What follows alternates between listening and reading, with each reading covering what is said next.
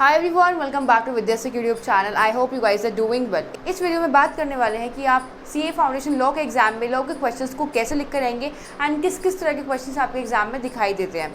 ये video CA foundation aspirants के लिए है जो सितंबर 24 के लिए अपीयर होने वाला है, एज वेल एज इस वीडियो को जनवरी 25 वाले सीए फाउंडेशन एस्पिरेंट्स भी देख सकते हैं, कोई बाउंडेशन नहीं है। देखिए, बात करते हैं कि आप एग्जाम्स में लॉ के आंसर को कैसे लिख कर आएंगे। सबसे पहले तो डिटेल एक्सप्लेनेशन देना है आपको, वो अकॉर्डिंग टू मार्क्स होता है। लाइक कोई क्वेश्चन आपका 4 मार्क्स का आ रहा है तो आप उसमें 6 मार्क्स के एक्सप्लेनेशन नहीं लिखेंगे। अगर 6 मार्क्स का आ रहा है तो 6 मार्क्स के अकॉर्डिंग लिखेंगे, 4 मार्क्स का आ रहा है 4 मार्क्स के अकॉर्डिंग लिखेंगे, 6 मार्क्स में 4 मार्क्स का नहीं लिखेंगे, 4 मार्क्स में 6 मार्क्स का नहीं लिखेंगे। डिटेल एक्सप्लेनेशन से मतलब ये हुआ है कि जो आप पर्टिकुलर पैराग्राफ लिखते हैं वो एकदम एग्जैक्ट होना चाहिए कि आप लिख क्या रहे हैं, राइट। सेकेंड है exact provision.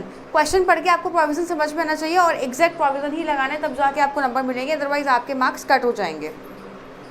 Body of knowledge. Body of knowledge मतलब जो आपका सेकेंड पैराग्राफ होता है, it should be very clear in language. Second body of knowledge में आप क्या दिखाते हैं कि आपने प्रोविज़न पढ़ लिया कि हाँ इस क्वेश्चन में प्रोविज़न अप्लाई होने वाला है। सेकंड बॉडी में आप ये दिखाएंगे कि अब इस क्वेश्चन में क्या बताया गया है, उसके अकॉर्डिंग आप इस प्रॉब्लम को कैसे सॉल्व करेंगे। नेक्स्ट है ending with conclusion. And question की प्रोविज़न वाले क्वेश्चन की एंडिंग कैसे होती है, कंक्लूजन के साथ होती है कि हम अगर ऐसे करेंगे तो इस तरह से इस क्वेश्चन को सॉल्व किया जा सकता है, राइट। वो कंक्लूजन हो गया। टेक्निकल लैंग्वेज यूज़ करनी है आपको, ऐसे स्टडी मैट की लैंग्वेज यूज़ करेंगे, अपनी लैंग्वेज यूज़ नहीं करनी है। Technical language in the sense कि जनरल इंग्लिश लॉ में यूज़ नहीं होती है, जो हम अपने वर्ड्स में लिखते हैं। जो आईसीएआई ने जैसा भी लैंग्वेज को ड्राफ्ट किया है, आप वैसे ही एग्ज़ाम में लिख कर आएंगे। और वो कैसे पॉसिबल हो सकता है, जब आप उसको रीड करेंगे मल्टीपल टाइम्स, उसकी रीडिंग नेसेसरी है। उसके बाद कैलकुलेशन वाले क्वेश्चंस भी होते हैं। जो कैलकुलेशन वाले क्वेश्चन होते हैं उनमें खाली थ्योरी लिख कर नहीं आना है, उनमें आपको कैलकुलेशन भी शो करनी है। लाइक कोई क्वेश्चन आया है कि ने XYZ कंपनी खोली है associated with ABC Limited company with the holding subsidiary of rupees 2 lakh with rupees 3.5 interest. कुछ ऐसे करके क्वेश्चन आया तो आपको उसकी कैलकुलेशन, आप आंसर लिखेंगे, पहले प्रोविज़न बताएंगे कि इस क्वेश्चन में कौन सा प्रोविज़न अप्लाई होगा, उसके बाद आप बॉडी ऑफ नॉलेज में ही कैलकुलेशन को शो कर देंगे, राइट।